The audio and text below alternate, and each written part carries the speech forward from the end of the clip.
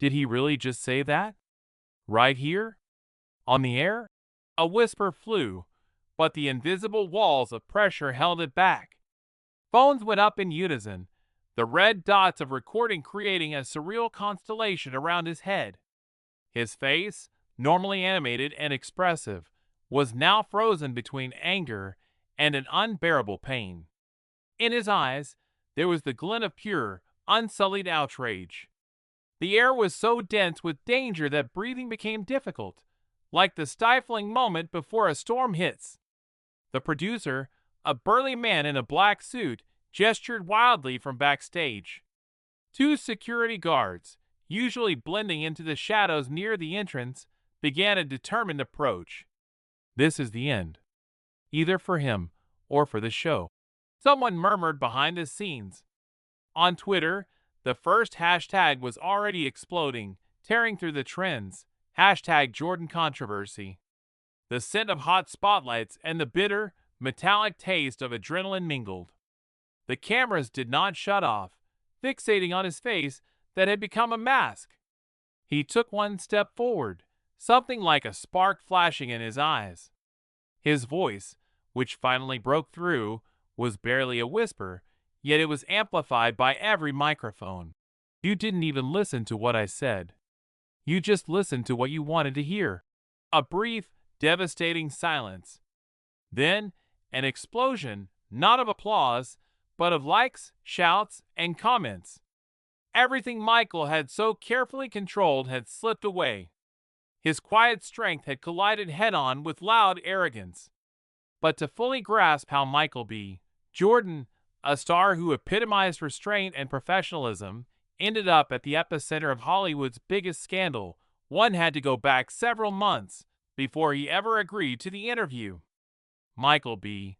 Jordan, even at the peak of his success, was never a star who played by Hollywood's rules. He could be found not at elite parties, but at a small, unassuming coffee shop on the outskirts of Los Angeles, where he was known simply as Michael. His mornings didn't begin with calls from agents, but with conversation with a local kid named Kyle, whose boxing dreams were as big as the problems he faced. Michael sipped his morning coffee, which smelled of roasted beans and the clean dawn air, talking to Kyle about discipline, not box office numbers.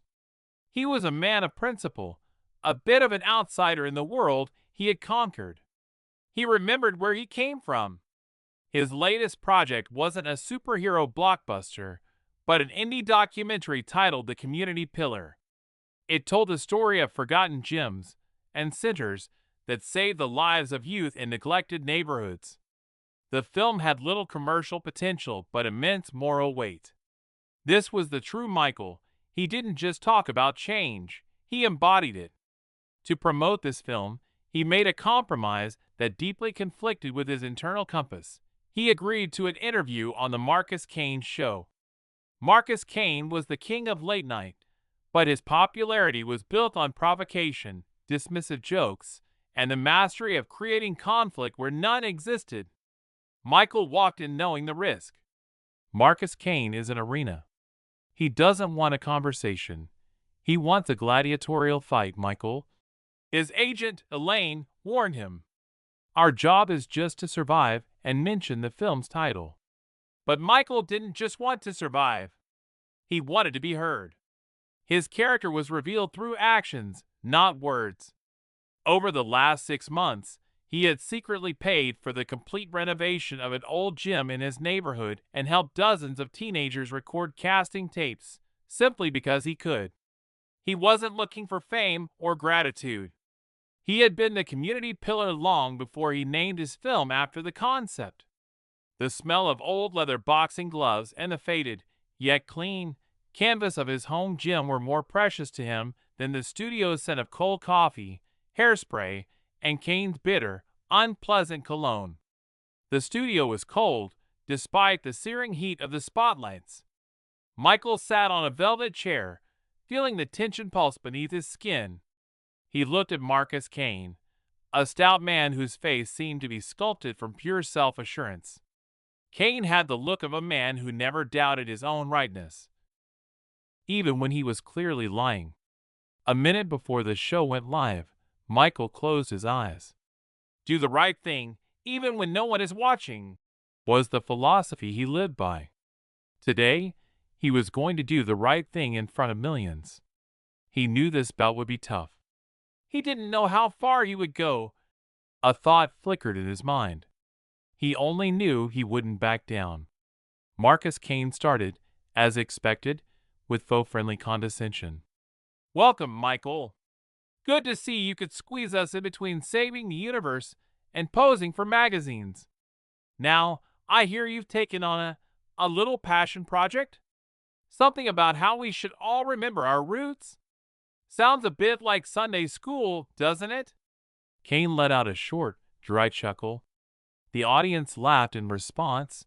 It was a managed, trained laughter that affirmed the host's superiority. Michael merely nodded. His voice was soft but firm. It carried that subtle southern courtesy that concealed a will of steel. Thank you for having me, sir. I'm here to talk about the community pillar. It's not a lesson, Mr. Kane. It's a testament to the resilience of our people. About kids who found safety and strength in those halls. About how old structures, smelling of sweat and determination, become stronger than any skyscraper. Kane waved his hand, dismissing the words. Oh, resilience. Got it. But Michael, let's be honest. That's not the material that makes the big bucks, is it? People want to see you fight dragons, not talk about old gyms. Let's face the facts.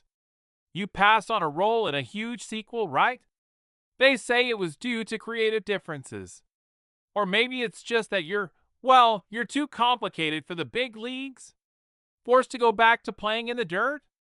It was the first, barely perceptible jab. Kane was trying to put him on the defensive. Michael straightened. The hot studio lights burned the back of his neck, but his gaze remained ice-cold and focused. There's nothing complicated about doing the right thing, Mr. Kane. And there's nothing shameful about playing in the dirt if that dirt is the earth that raised you. I've seen people with big money forget their commitments. I've seen them build glass towers that have no roots. True strength isn't how many people know you, but how many people you uplift. Kane sensed he was losing control. The audience quieted. They hadn't expected such a philosophical counterattack. There it is, Kane drawled, lowering his tone to something menacing. You came here to lecture me, Michael? You think you're better than the people watching this show? You think you're some kind of unwanted truth teller? He leaned into the microphone. I don't think our viewers want their favorite actors telling them how to live. This was the second blow, implying Michael was arrogant and out of touch. Michael felt the internal pressure mounting, but held it in check. He remembered the silence of the old gym walls. He remembered Kyle clenching his fists when he spoke of hopelessness. I'm not lecturing, sir. I'm warning, Michael replied, his voice rising slightly. I'm warning about cracks. The small red light on the desk between them blinked. Kane laughed, trying to reassert his dominance. Cracks? In what, Michael? Your career? I heard your last big movie. No, Michael cut him off sharply. I'm warning about cracks in the foundation. And I'm not just talking about gyms. I'm talking about this film because it shows how easy it is to ignore problems until they become catastrophes. I spent weeks talking to these communities. They warned that something was breaking, something was rotting, something was about to fall. They just weren't listened to. Just like you aren't listening now. Kane narrowed his eyes. Now it was personal. He leaned back in his chair, his posture radiating arrogance. You know, Michael, some of us who sit here and work don't run around in those neighborhoods. We're here, in the world where big decisions are made. It's not our zone of responsibility. People don't want to hear bad news. His lips stretched into a thin, contemptuous smile. It looks like you just need to go back to more simple things. Less thinking. More punching. We've seen you fight on screen, sure. But when you start thinking, that causes certain difficulties. The studio fell unnaturally silent. This was no longer a joke, but a direct humiliation aimed not only at Michael's intellect, but at his place in society. Did he really just say that? Michael's thought was taut, like a wire. He felt not anger, but profound disappointment. This was the very indifference, the very arrogance he had tried to expose with his film. Now it was sitting directly across from him, brightly illuminated by the spotlights. The danger was escalating. Kane, feeling he had Michael cornered, pushed further, like a bulldozer. But I think people aren't interested in that. They're interested in what happened with your friend, that rapper, and his taxes. They say you were there. Something is breaking in your circle, Michael. Why can't you stay away from trouble?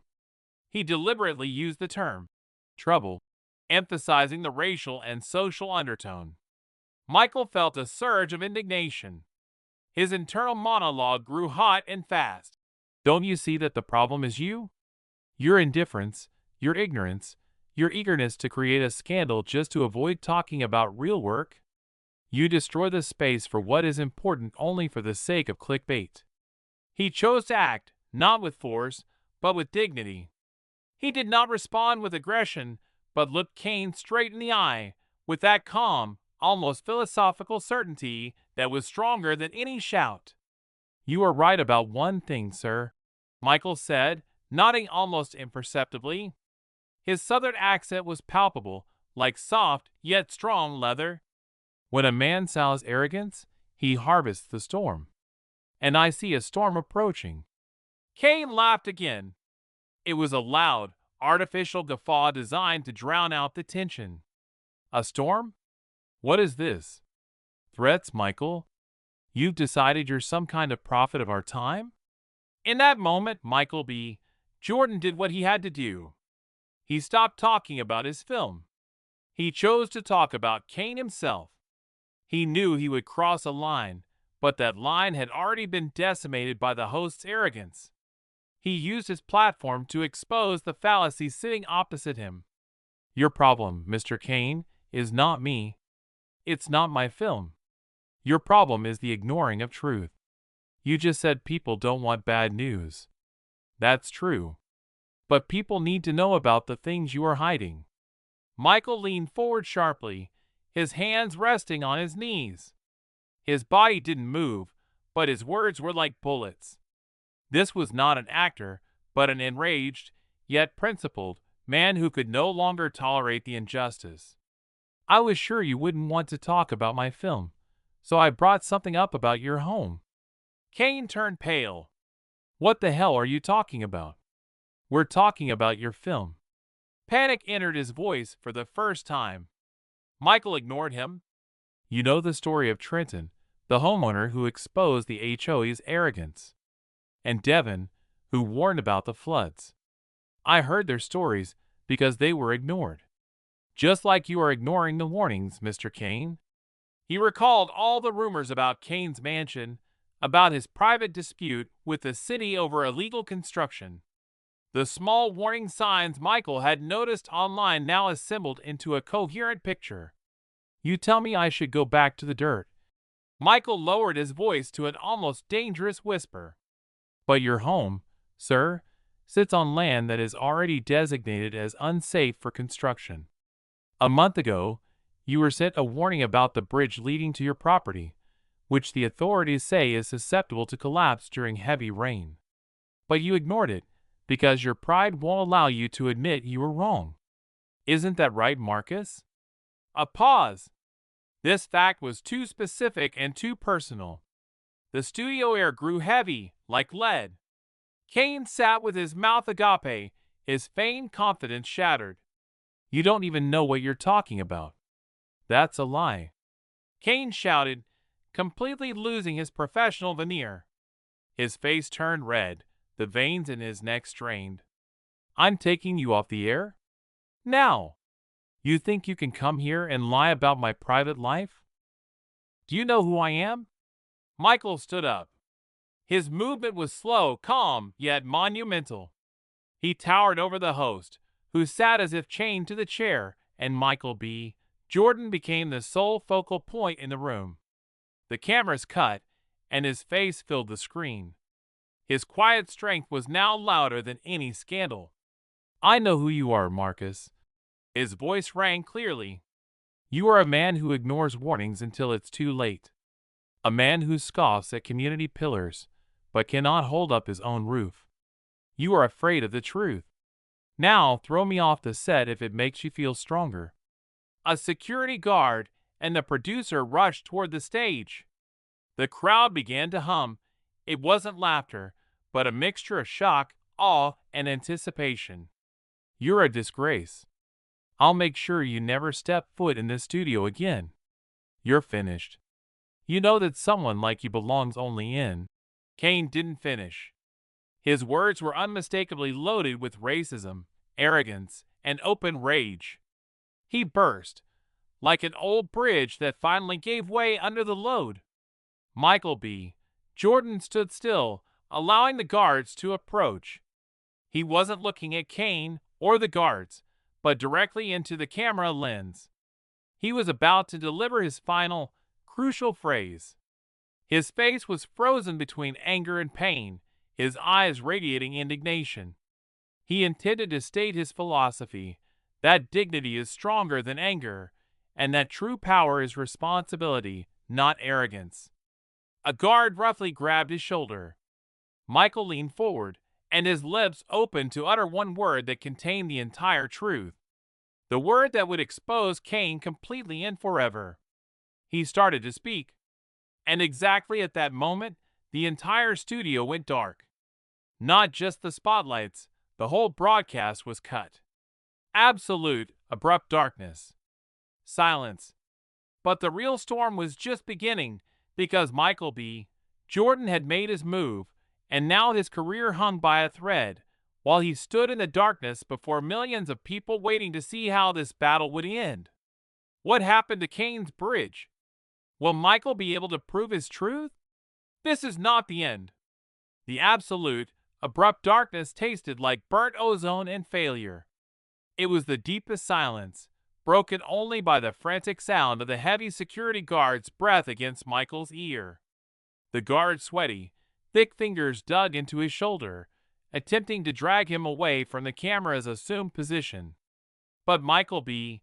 Jordan was not done. The last word, the truth, still rested on his tongue. He had leaned into the dead air, his voice dropping to a decisive whisper that echoed only in the professional earpieces and the closest boom mic. That word, sharp and final, was consequence. Just as the guard began to haul him backward, the emergency lights flickered on, bathing the chaos in a sickly green-yellow hue. The hum of the network's backup generators whined to life, restoring just enough power to reveal the horror on Marcus Kane's face. Kane was not concerned with the lights. His eyes were fixed on Michael's retreating figure, his earlier racist rage now replaced by a raw, naked panic. He looked less like a powerful host and more like a toddler caught stealing. The audience, released from the sudden darkness, erupted not in laughter, but in a confused, anxious roar. The tension, already suffocating, had been amplified by the blackout. Everyone knew they had just witnessed a definitive, career-ending moment, but they couldn't be sure whose career it was. Michael allowed himself to be escorted toward the stage exit, his face still a mask of composed outrage. He hadn't fought the guards, which surprised them. His quiet, unflinching compliance with the physical removal was a louder protest than any struggle could have been. As he passed the producer's desk, he saw the man talking furiously into a headset, his hands shaking. The air smelled of metallic panic and the stale scent of desperation coming off Kane, who was now screaming into the dead microphone, demanding the lights be restored and that the footage be deleted. Delete it? All of it. Kane's voice, rough and high-pitched, betrayed his downfall before the world could even see it. Michael stepped off the stage, out of the sickly green light, and into the dark, narrow corridor leading to the dressing rooms. The moment he was through the door, he heard a new sound, sharp and percussive, not the clap of a camera, but the distinct crack of thunder outside. The storm he had warned about, both metaphorical and literal, was arriving. The disaster he had foretold was no longer a philosophical concept. It was a sensory reality. Chaos outside the studio was immediate and apocalyptic. Michael's phone, which he checked the moment his agent Elaine met him in the hallway, was already ablaze with notifications. Hashtag Jordan controversy had mutated into hashtag Kane exposed. "They have it, Michael. God help us, they have it," Elaine whispered, her professional calm dissolving into sheer terror. She was staring at her own phone, her face illuminated by the screen. "A junior technician, or maybe a stagehand, they sent a clip to a dozen news outlets. The feed didn't die instantly. There was a 2-second delay on the auxiliary microphone before the studio went completely dark. It caught everything, Kane's full racist tirade, and your last word, consequence." Consequence. The final declaration of his philosophy, spoken into the silence, was now public. But that was not the climax. The real catastrophe was unfolding outside, a visceral confirmation of the arrogance Michael had just attacked. As Elaine tried to pull Michael toward the security exit, her phone began to buzz wildly, vibrating against her cheek. She answered, listening to a producer on the other end. Her eyes widened, losing all color. "The bridge, what? No, that's not possible. Get me the local news, now." Elaine dropped her phone on the ground, but Michael, already hearing the answer in her shock, picked it up. The producer's voice on the speaker was frantic. "A flash flood just hit the hills outside the city. The bridge leading to Marcus Kane's private drive, the one the city marked as structurally unsound a month ago, it's partially collapsed. It's on every local news helicopter feed. One car is trapped, Michael, a maintenance crew. Kane ignored all the warnings and put the blame on a lower-level city inspector. It's all breaking now, simultaneously." The metaphorical storm had merged with the physical. The torrential rain outside hammered the studio roof like 1,000 drumbeats, validating the very danger Michael had warned against minutes earlier. The collapse of a literal structure, caused by the same administrative arrogance and willful ignorance he had condemned on air, was the ultimate, inescapable twist. Kane had refused to acknowledge the weak foundations of his home, just as he refused to acknowledge the weak foundations of his own character. Kane's screams could still be heard echoing from the locked studio doors. He was trapped not just by the darkness, but by the rapidly unfolding truth. Michael, holding his agent's phone, turned away from the exit. "Call the local emergency services, Elaine. Tell them exactly where that bridge is, and give them every detail about the crew vehicle. Now!" He didn't gloat. He simply reacted with a quiet, principled urgency that defined him. His battle was never about destroying Kane, but about saving those who were ignored. The entire network was in meltdown. The clip of Kane's racist outburst, the one that ended with Michael's word, consequence, went viral, amplified by the shocking, surreal breaking news footage. The bridge to Kane's multi-million-dollar mansion was now a twisted heap of rebar and concrete, partially submerged in the churning, brown floodwaters. The image of structural failure was an undeniable visual metaphor for the moral failure of the man who owned it. The network's crisis team, already prepared to manage the scandal of Michael's removal, now faced an impossible PR disaster. The public wasn't debating who was right. They were watching the host's arrogance being judged by the laws of nature, just as Michael had prophesied. The network CEO, a woman known only for her ruthless efficiency, issued a statement within the hour. Marcus Kane was immediately suspended pending a full internal and external investigation into his professional conduct and his involvement in suppressing city warnings regarding private infrastructure. The language was cold, decisive, and entirely calculated to save the network's stock price. Kane's screams had turned to hysterical shouts, and eventually to a desperate silence. He was escorted out the back, his powerful image now reduced to a sweat-drenched man hiding his face from the few reporters who had gathered in the pouring rain.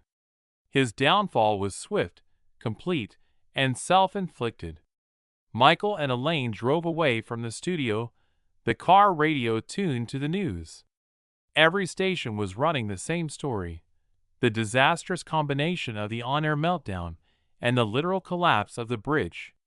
The Community Pillar documentary was no longer a passion project. It was now the most relevant, essential piece of media in the country. The theme of ignoring foundational issues had become chillingly real. Over the next few days, the aftermath of the event was a study in contrasts. While Marcus Kane disappeared from public life, facing lawsuits and a criminal investigation related to endangering the lives of the maintenance crew, Michael B. Jordan remained conspicuously silent. He refused all interview requests, rejecting the opportunity to appear on rival shows and take a victory lap. "I didn't do this for the headlines, Elaine. I did it for the truth," he told his agent, his gaze distant, focused on the steady rain outside his window. His silence, usually perceived as weakness in Hollywood, became his greatest strength. It amplified the truth he had spoken. The media, unable to get a quote, began dissecting his past, his quiet donations, his mentorship of the young boxer Kyle, and his dedication to the forgotten Jim. This is where the community he championed stepped in. A young man named Kyle, the boxer Michael had mentored, uploaded a raw, heartfelt video to social media. Kyle didn't talk about Kane. He talked about Michael. "They say Michael B. Jordan is complicated or that he plays in the dirt," Kyle said, standing in the newly renovated gym, the smell of fresh paint mixing with the old scent of sweat and leather. "But that dirt is the ground we stand on. He didn't just pay for this gym. He stood here and said, 'Your foundation is worth saving.' He sees the cracks before they break us." Kyle's simple, honest testimony, devoid of Hollywood polish, went as viral as Kane's humiliation. It reframed the entire event not as a star scandal, but as a moral showdown between integrity and corruption. The city council, reeling from the negative publicity surrounding their own neglected infrastructure, exposed by the investigation into Kane's bridge, suddenly found a renewed interest in Michael's documentary, The Community Pillar. They didn't just screen it, they mandated it for certain departments. The film became a national symbol of accountability.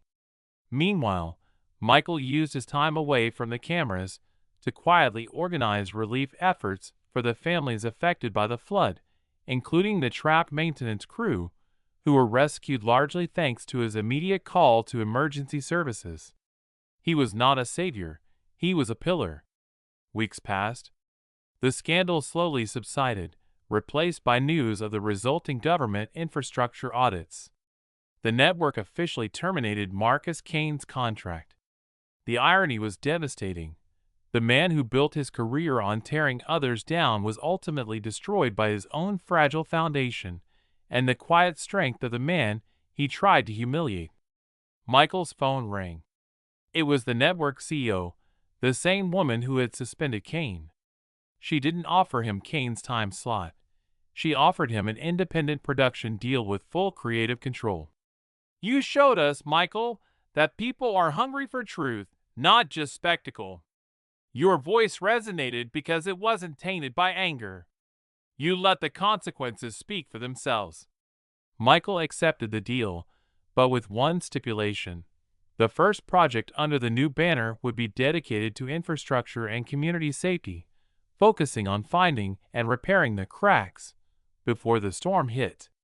His return to the public eye was subtle. He didn't make a big announcement. He simply posted a single photo on his social media, a close-up of his hand resting on a polished, newly installed bench outside the renovated gym. The concrete foundation beneath it was strong and deep. One evening, Michael drove back to the small coffee shop on the outskirts of Los Angeles. He sat in his usual spot, the scent of roasted beans and clean air a welcome change from the stale studio air. Kyle joined him, now focused and confident, preparing for his first amateur fight.